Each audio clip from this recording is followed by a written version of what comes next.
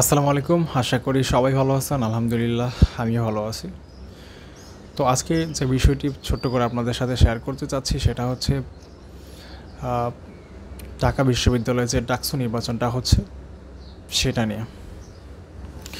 তো আপনারা সবাই জানেন, সবাই অবগত আছেন, বর্তমানে এই ডাকসু নির্বাচন ঘিরে মানুষের মধ্যে একটা উত্তেজনা তৈরি হয়েছে, একটা আমেজের বহিঃপ্রকাশ দেখতে পাচ্ছি আমরা। তো ঢাকা বিশ্ববিদ্যালয়ের যে ডাকসু নির্বাচনটা সেটা মেবি 9 তারিখেই হবে ইনশাল্লাহ, যদি সব কিছু ঠিকঠাক থাকে। তো এটা নিয়ে মানুষের মধ্যে অনেক কৌতূহল রয়েছে, আসলেই কি হয় ডাকসু নির্বাচনে। এইখানে অনেক প্রার্থী নির্বাচন করবে, ছাত্রদলের থেকে আছে, ছাত্রদলের প্যানেল আছে, তারপর শিবিরের প্যানেল আছে, বিভিন্ন প্যানেল রয়েছে। তো এখন বর্তমানে বাংলাদেশে যে ডাকসু নির্বাচনটা হবে সেটা একটা গুরুত্বপূর্ণ নির্বাচন। এটা গুরুত্বপূর্ণ একটা নির্বাচনের রূপ নিয়েছে।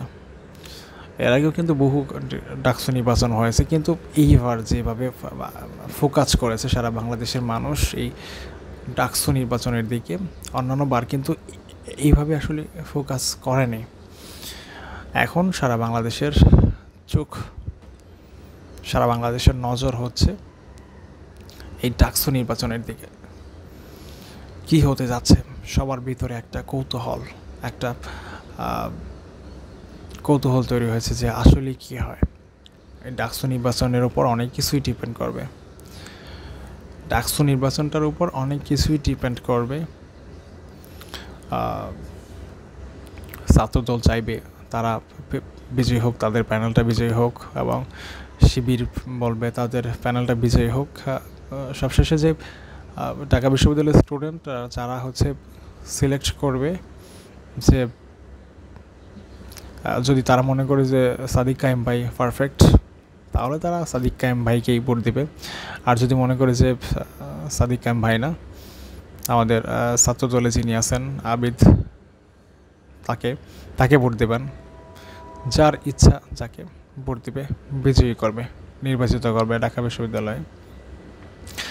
তো আমার কাছে, আমি এর আগেও বলেছিলাম, আমার কাছে কেন যেন মনে হয় যে ঢাকা বিশ্ববিদ্যালয়ে যে ডাকসু নির্বাচনটা হচ্ছে সেখানে দুইজনের মধ্যে সবচেয়ে বেশি কন্ট্রাস্ট হবে। এক হচ্ছে শিবিরের যে প্যানেলটা আছে সাদিক কায়েম ভাইয়ের, আরেকটা হচ্ছে ছাত্রদলে যেই প্যানেলটা রয়েছে মেবি আবিদ ভাই তার। এই দুইটার মধ্যে একটা কন্টেস্ট তৈরি হবে মূলত, এই দুইটার মধ্যে হাড্ডাহাড্ডি লড়াই হবে। তো অনেকে ধারণা করছে যে ডাকসু নির্বাচনে এই দুইটা প্যানেল থেকে, এই দুইটা প্যানেলের মধ্যে যে কোনো একটা প্যানেল হচ্ছে ডাকসু নির্বাচিত হবে। তো এখন শুধু আমাদের অপেক্ষার পালা, আমরা আসলে দেখব কে বিজয়ী হয়। ঢাকা বিশ্ববিদ্যালয়ের স্টুডেন্টরা যাকে সমর্থন করবে তারাই বিজয়ী হবে, তারা যাকে পারফেক্ট মনে করবে তারাই বিজয়ী হবে। তো এখন শুধু অপেক্ষার পালা কি হয়। তো আমি আশা করব ঢাকা বিশ্ববিদ্যালয়ে যে ডাকসু নির্বাচনটা হচ্ছে সেটা সুষ্ঠু হোক, অবাধ নিরপেক্ষ হোক, কারোর উপর বল প্রয়োগ করা না হোক, এবং ঢাকা বিশ্ববিদ্যালয়ের যে প্রশাসন রয়েছে তাদেরকে তাদের মতো করে নির্বাচনটা পরিচালনা করার সুযোগ দেওয়া হোক।